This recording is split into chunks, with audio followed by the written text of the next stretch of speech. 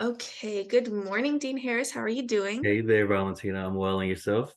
I'm doing great. So, we are here today to talk about your office, the Dean of Students. So, let's Yeah, just get started. What can you yeah, tell us about the office, and what you do in your role?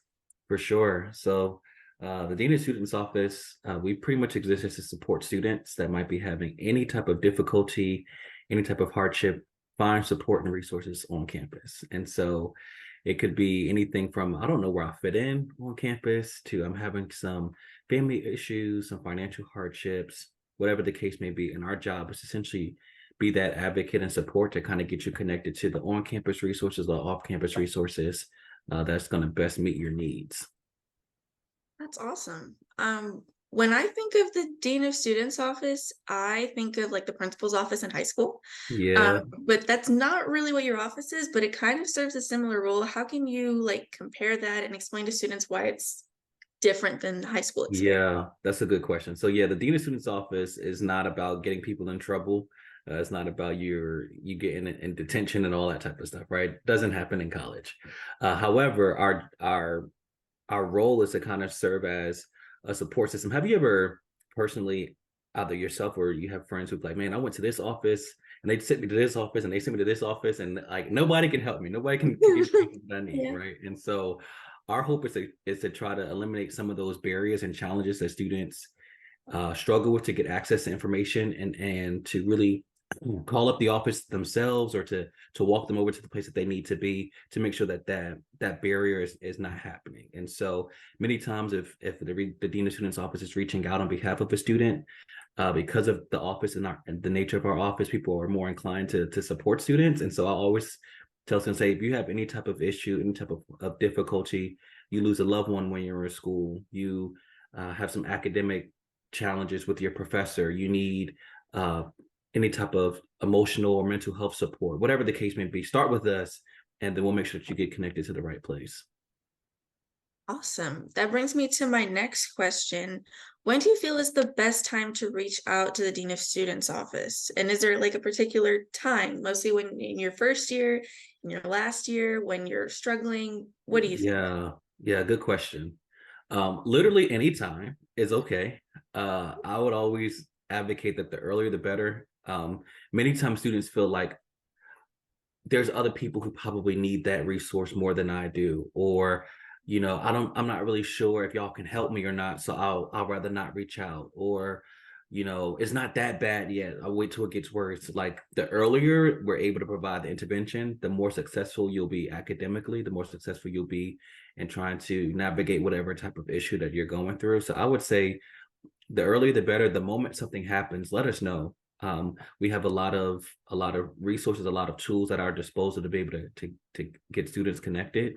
And so the moment that there's something that comes up, connect with us and we'll help you from there.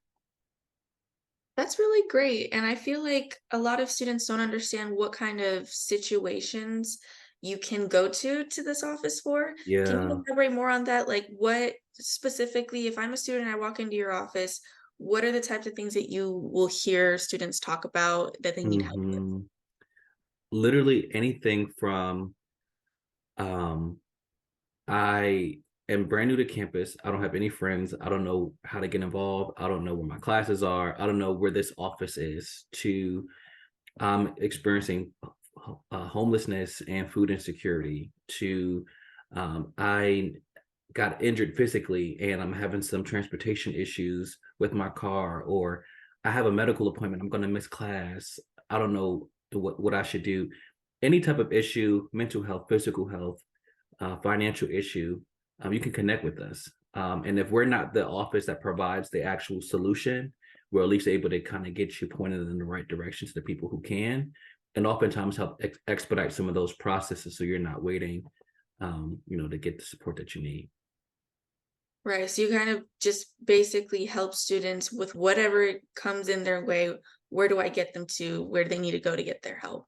Right. And that's going to look very different from student to student. So sometimes it might be that we're reaching out to your professors on your behalf. So let's just say, hey, I got sick, or I lost a loved one, or there's something that's going to keep me out of school for an extended period of time.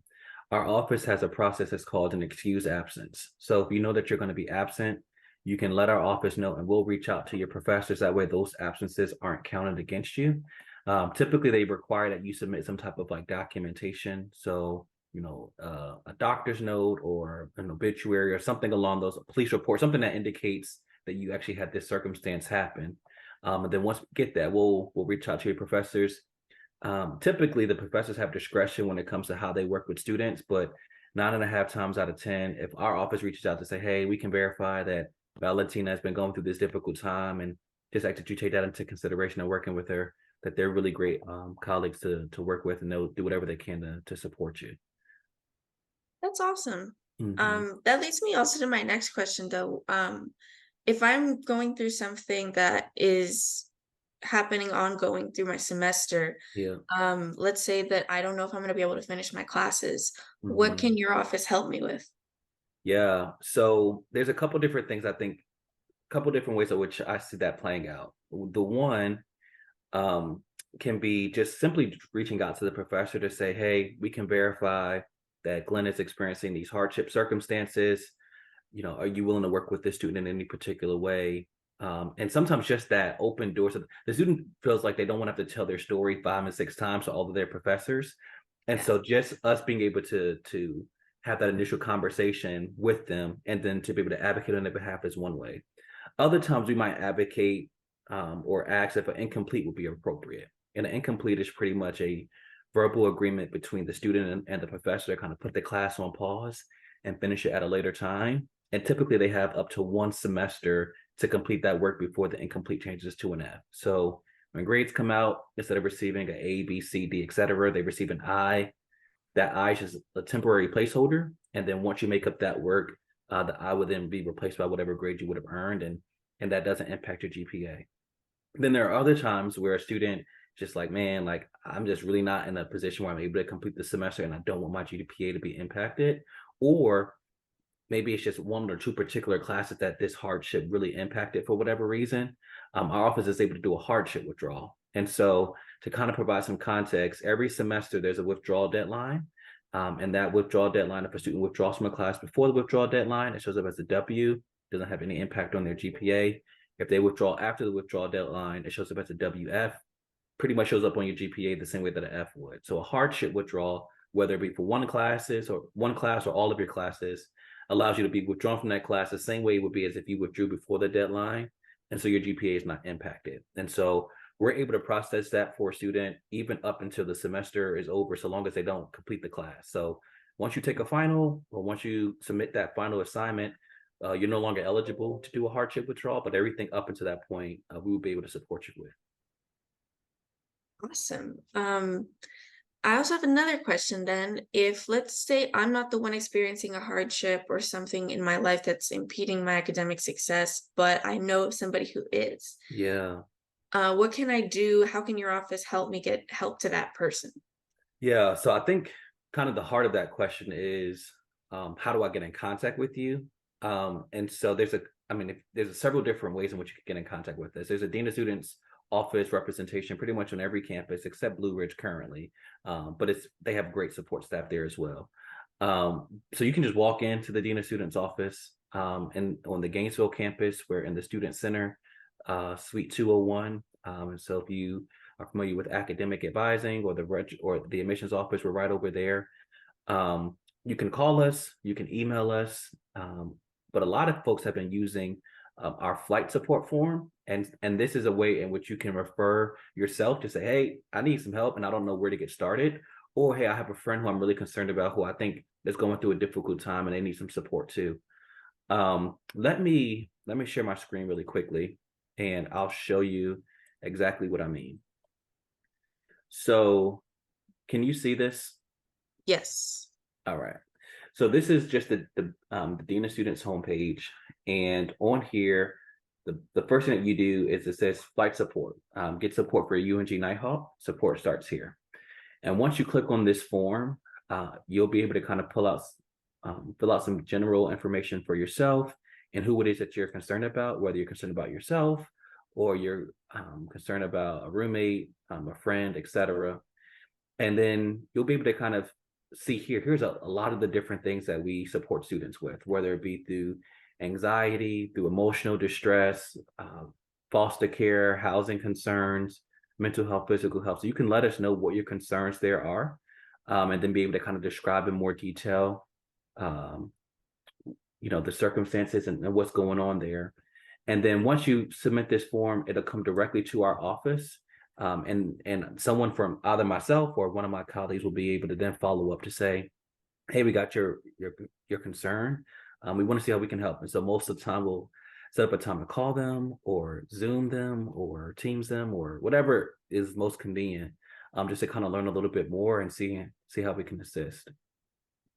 That's awesome. I didn't know you could do that all from just the website. That's really cool, Yeah. actually. And that actually leads me to, I guess this is the last question. I've heard you guys have something called like a step care model. Mhm. What does that actually mean, and how does that affect me as a student? How does that affect how you provide resources to students? Great question. So I want you to kind of think about step care model as like getting all of the information that you need about a particular situation kind of at the click of your finger. But it comes in different tiers, different levels. And so what we've seen over the past several years between the Dean of Students Office and student counseling is that there are trends, there are themes that students will show up with every year. Common things that impact the student's ability to be successful academically, and just to be able to kind of function. And so what we've developed is a website that's called the Step Care Model, which allows you to be able to kind of just select a concern. Let's just say anxiety has been something that you've been navigating, right? And so when you select that, we have a list of specific resources that are tailored directly to anxiety, at a bunch of different steps. So there's some self-directed self-care steps, which are like anxiety screening tools, or am I stressed versus anxious, and how do I know the difference? There's going to be apps, articles, different things that you can just kind of do on your own that doesn't really require you to go to counseling or anything along those lines. One of the philosophies that we've developed recently is everyone needs support, but not everyone needs counseling, right? And so there are definitely times in which not everyone, but people may need counseling, and that's great. But everybody needs support at some level, and so we want to be able to kind of help provide some self-supporting things that you can do. Talk about some of the campus supports that are going to be available to you, whether maybe it's anxiety around academics, right? So it might be connecting you with tutoring or the writing center or academic coaching, or perhaps it's trying to figure out how do I deal with my stress in a more healthy manner. And so it's connecting you with recreational wellness, right? Then there's the peer supports, people who are peers who you can connect with to kind of talk through some of those things. Together All is one of those features. It's an online community that essentially allows you to connect with people in an anonymous way, to kind of talk through whatever issues or circumstances you have going on. And so a lot of students have found that to be really helpful when they sign up as a UNG student, using their email account. There's different workshops, and psycho ed sessions. There's a one-on-one meeting with the therapist that's just like, hey, I'm having this particular issue. I need some support. And what they'll do is they'll walk you through some resources, some support strategies, and they'll say, hey, if that doesn't work, come back and let us know, and we'll see how we can assist you further. There's group therapy, individual therapy, and then if you need to be referred off campus, there's off campus referrals. So there's some of that for every single one of those 11 or 12 um, topics or categories that you see here. And so students have found that to be really helpful. So I don't have to wait to see someone to get the support that I need. I can find it right there on the website, and then have someone follow up with me. That is awesome. Well, that was my last question. So I thank you very much for your time, for sharing this with students. I Yeah. want to say personally, I did not know about a lot of these resources that UNG had to offer, especially in my first, second, third year. I'm now in my fourth year and I'm learning about all of these great resources. And I hope that students can get that from day one. And I really appreciate you for your time, taking so much energy to explain to us what your office actually does and how they can help us as students. Yeah, for sure. I'm glad that you share that. That's the goal, right? Is to make Right. students more aware as to the supports. Listen, one of the things, if I can just leave a word of encouragement to everybody, um, unfortunately, being in college does not exempt you from life. Life still happens. Oh And yeah. it's not a matter of if it'll happen, it's just a matter of when. And so when life does happen, know that there are people here who care about you, who want to see you do well, and that you don't have to figure this stuff out by yourself. They actually pay us to help you navigate those things, believe it or not. And so feel free to reach out to the Dean of Students office. Anything that we can do to support you, we want to make sure that we can do that. Awesome. Well, thank you, Dean Harris. And I All guess right. that concludes our interview. You have a good one. See you, Valentina. Take care.